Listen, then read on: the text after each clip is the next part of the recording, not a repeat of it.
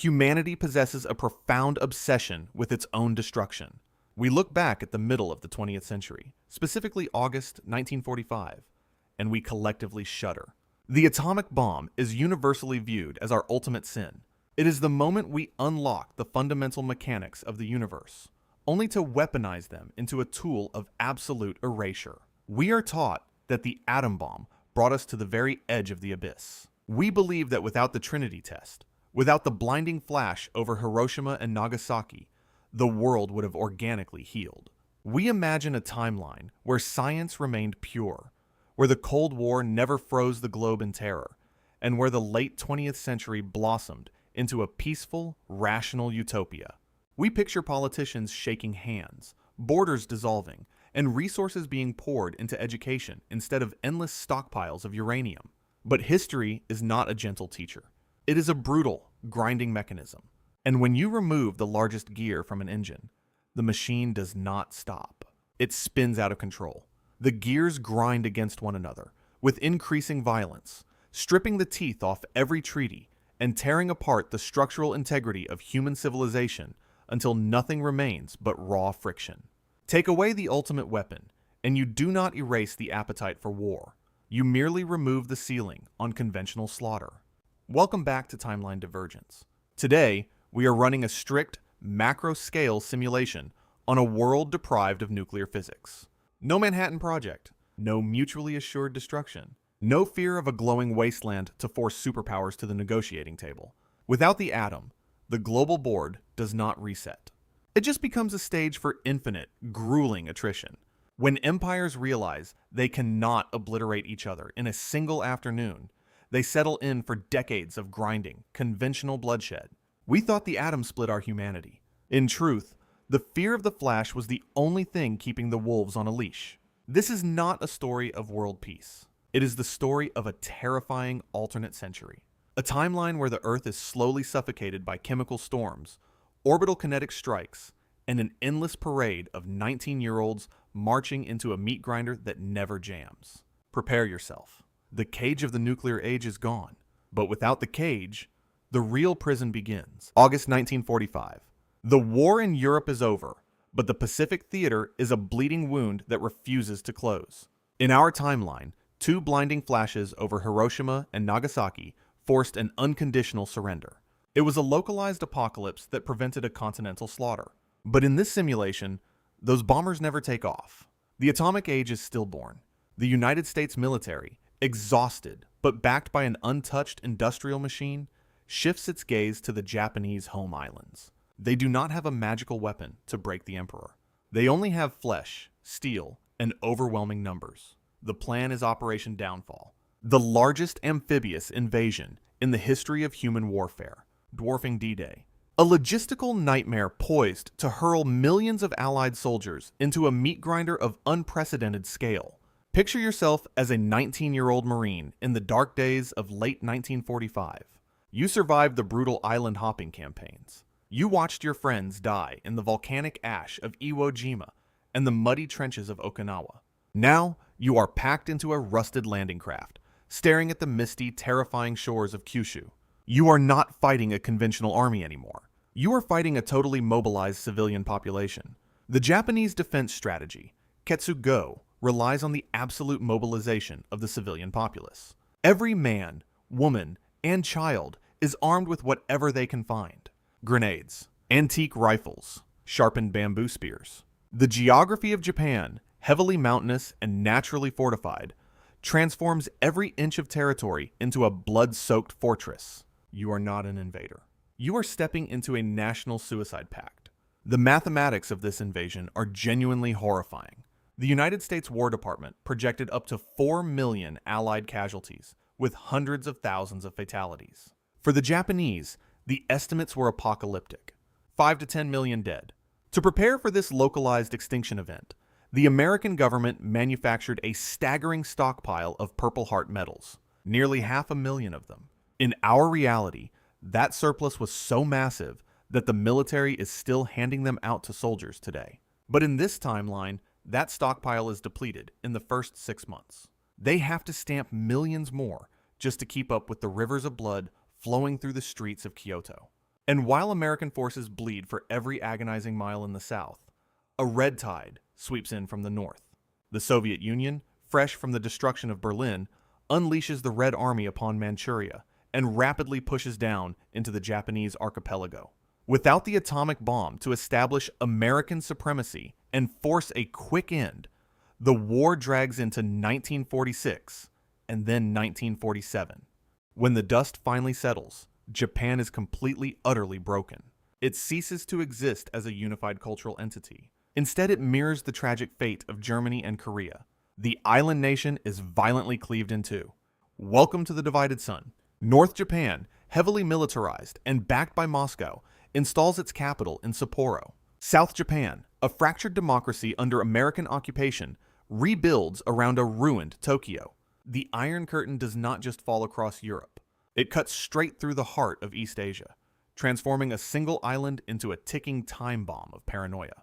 A completely permanent, heavily armed border, where soldiers stare at each other through the fog, waiting for a spark.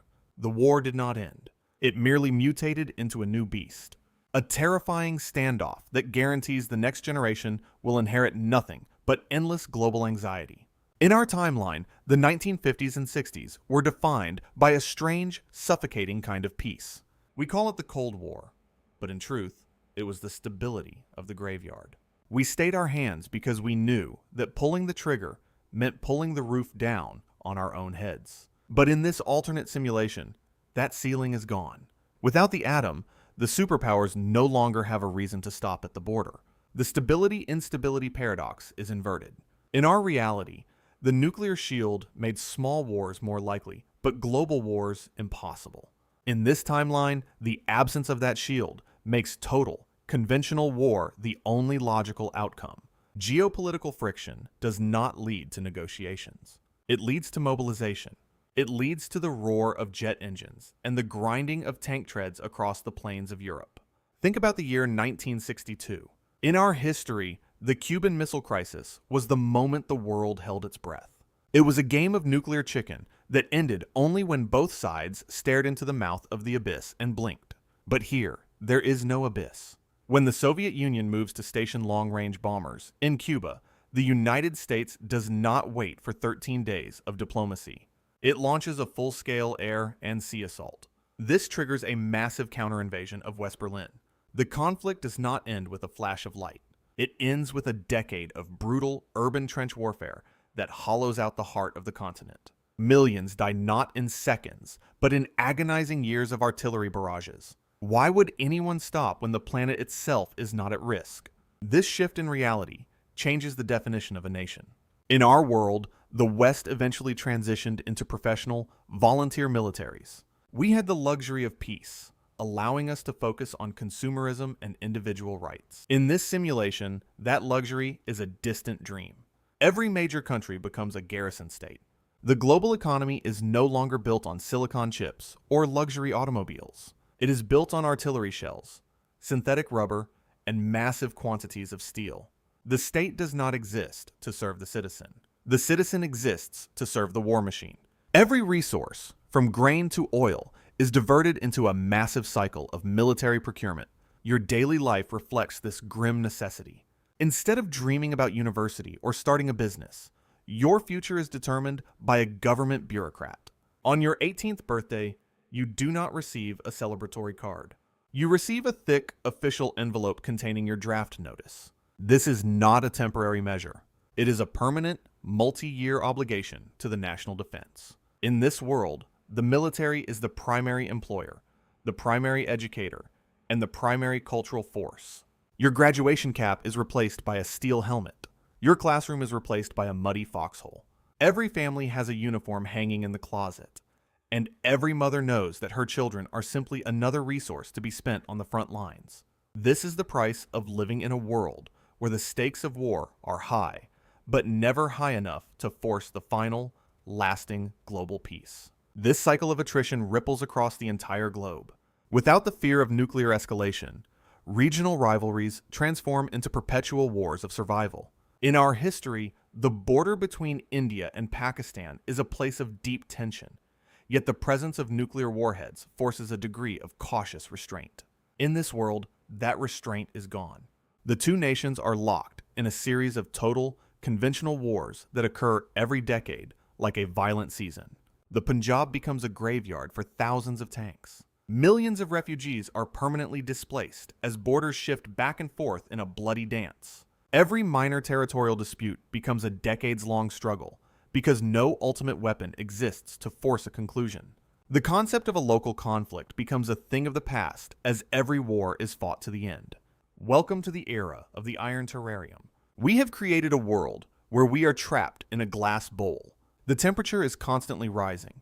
The air is thick with the smoke of 1,000 battles, but the glass never breaks. We have perfected the art of industrial-scale killing without the risk of planetary suicide. We have built a world where war is not a sudden disaster, but a permanent climate. It is the rhythm of our hearts and the background noise of existence. We have traded the fear of a single, final end for the reality of 1,000 smaller, agonizing ends.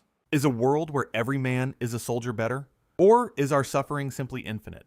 When the door to the atomic age was slammed shut, the human mind did not stop seeking the ultimate weapon. It simply looked elsewhere. In our timeline, we poured trillions of dollars into the invisible world of subatomic particles. But in this simulation, all that intellectual energy and industrial might is redirected toward the visible, the physical, and the extreme. Engineering replaces physics. Momentum replaces radiation. This is the era of the kinetic renaissance. Global warfare transforms from a game of chess into a brutal, planetary-scale demolition derby, where the goal is not to poison the land, but to physically break it. Imagine you are sitting in a suburban cafe in a major capital city. In our world, the end comes with a flash of light brighter than 1,000 suns, and a silent heat that turns you into a shadow before your nerves can register the pain. But in this timeline, there is no flash. The sky remains a peaceful blue. Instead, the ground beneath your feet simply ceases to exist. There is a sound like the world itself is being torn in half by a giant hand. You are pulverized by a 2-ton tungsten pillar, dropped from a satellite orbiting hundreds of miles above your head. This is the Rods from God program. Since we cannot use nuclear warheads, we use the raw power of gravity. These massive cylinders, moving at Mach 15, strike with the kinetic energy of a tactical nuclear strike. There is no radioactive fallout. There is no lingering poison. Just a shockwave so powerful, it liquefies the soil and collapses every structure within a 5-mile radius. It is clean, it is efficient, and it is terrifyingly frequent. In this world, the heavens are not a place of wonder, but a high ground loaded with kinetic ammunition, waiting for a command from a server room half a world away. But the ambition of the engineers does not stop at gravity. To crack the bunkers of the rival superpowers, they developed the earthquake bomb on a monstrous scale. In our history, these were niche weapons used to collapse bridges. In this timeline, they are the primary tool of urban pacification. Imagine aircraft the size of ocean liners carrying single bombs weighing 100 tons. These are designed to penetrate deep into the bedrock before detonating. They do not blow buildings up. They collapse the foundations of entire city districts, turning skyscrapers into vertical graveyards. The earth becomes an enemy. Every mountain is a potential landslide, and every city is a house of cards waiting for the next artificial tremor. Then, there is the sun gun. A concept once dismissed as Nazi science fiction becomes a billion-dollar reality. Huge parabolic mirrors, spanning kilometers of space, are assembled in orbit to focus sunlight into a concentrated beam of pure thermal energy. It is a magnifying glass held by a god. It can melt the asphalt of a highway, boil a harbor, or incinerate a wheat field in seconds. It is a weapon of psychological terror. You cannot hide from the sun. You cannot shoot down a beam of light. You can only watch as the horizon begins to shimmer with an unnatural, lethal heat. Yet even these wonders of engineering are expensive. For the nations that cannot afford orbital platforms, they turn to what we call the poor man's atom. Chemical and biological warfare. In our timeline, these weapons were largely banned by international treaties, kept in the dark corners of history because nuclear weapons made them redundant. In this simulation, they are the front line. Because there is no fear of a nuclear retaliatory strike, The use of nerve agents becomes a standard tactical choice. Picture the architecture of a modern city in this world. It is not designed for beauty or light. Every skyscraper is topped with a massive, high-pressure ventilation tower. Every apartment has a built-in air filtration system that hums constantly. A mechanical heartbeat that tells you the air is still safe to breathe.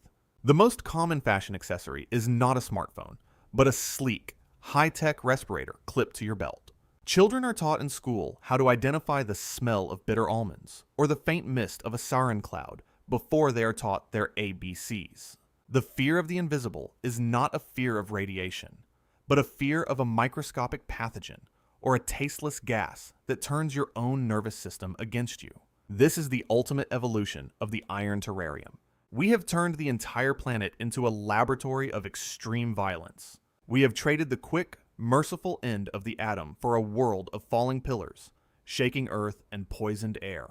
The landscape itself is scarred by the impact craters of tungsten rods, and the oceans are cluttered with the debris of fallen mirrors. We have become masters of the physical world, only to use that mastery to ensure that nowhere on Earth is truly safe. We once believed that the internet would be a cage for humanity, a place where we would lose ourselves in data.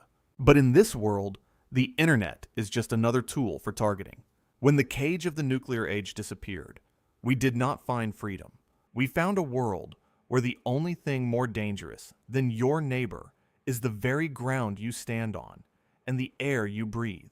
The machine of war has reached its peak, and we are the fuel that keeps it running. We like to believe that space exploration was born from a pure, noble desire to touch the stars. We romanticize the Apollo missions as the pinnacle of human curiosity, but that is a convenient, comforting lie. In our timeline, the rockets that carried men to the moon were simply repurposed delivery systems for hydrogen bombs. The Saturn V was just an elegant missile. Without the desperate military need to launch a nuclear warhead halfway across the planet in 30 minutes, the incentive to master complex orbital mechanics simply evaporates.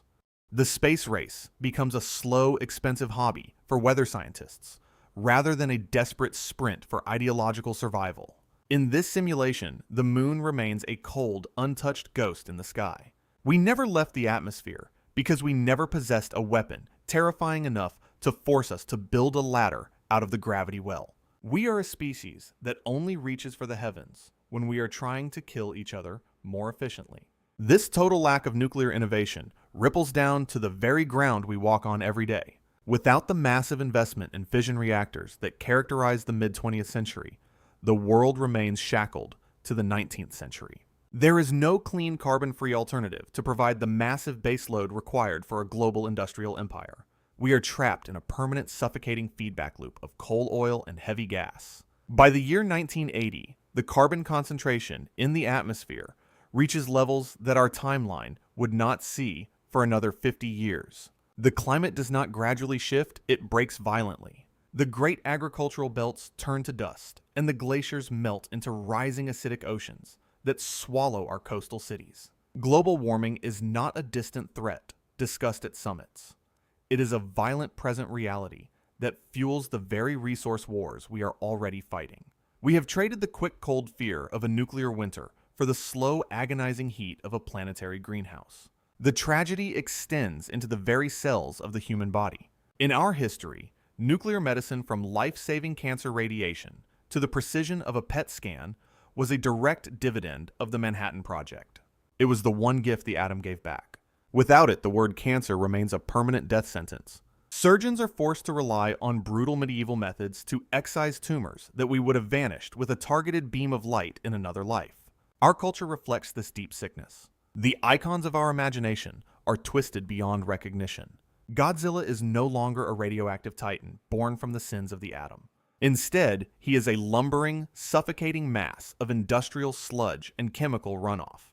A smog monster rising from the toxic oil-slicked harbors of a dying world. We have built a civilization that is physically earth-bound, staring up at a sky we can no longer reach through a thick yellow veil of smoke. We stand at the end of this simulation, looking at a world that is not a paradise, but a perpetual slaughterhouse. We spent decades fearing the flash of the atom, believing that the split nucleus was the mark of our downfall. We called ourselves destroyers of worlds. But as we pull back from this alternate timeline, we are forced to confront a truth so bitter and so counterintuitive that it feels like a glitch in the human soul. The bomb did not end our humanity. It gave us a mirror so terrifying that for the first time in our long and bloody history, we were forced to stay our hand. In our reality, the threat of total extinction acted as a global nervous system. It connected the survival of one nation to the survival of all. Without it, the barriers between us remained high, and the cost of war remained low enough to pay in the lives of 19-year-olds for 1,000 years. We traded a single final nightmare for an infinite series of smaller waking horrors. We traded a quick end for a slow, agonizing decay. We thought the mushroom cloud was the shadow of a monster. In truth, it was the only thing keeping the real monster, our own bottomless capacity for conventional war, locked inside the cage of consequence. The ultimate paradox of the 20th century is this: the machine built to end the world was the only thing that forced us to share it. We did not find peace through wisdom or through kindness. We found it through the absolute paralyzing fear of our own shadow. Perhaps the atom did not destroy us. Perhaps it saved us from ourselves. Until next time, keep questioning the reality you think you know. This is Timeline Divergence.